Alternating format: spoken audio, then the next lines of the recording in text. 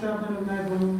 ո՞րն է ձեր կոչը ձեր այն ընդդիմախոսներին, որոնք ժողովրդավարությունը, խոսքի ազատությունը կարծեք թե շփոթում է սոլիդարության հետ եւ իրենց թվում ունի կարող գալ ցերեկով կանգնել սրակոմիտետի հայոց տարածքների նախագահի եւ հետո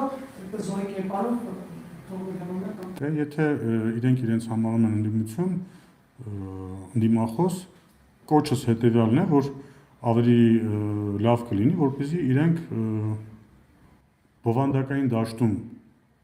գտնվեն եւ փորձեն մեր հետ բովանդակային քննարկումներ անցկացնել, այլ ոչ թե փորձեն արայով կամ այլ չգիտեմ, երևի երբեմն վիրավորանքներով փորձեն սադրեն, որպեսզի դիմացինը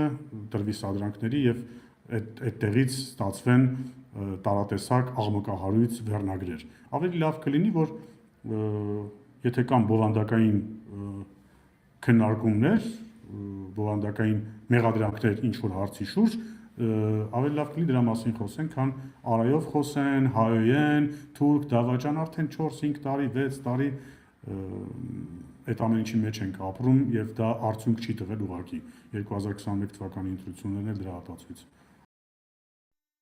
Հավանիչ տեսանյութը եւ բաժանորդագրվիչ նորությունները բաց չթողնելու համար։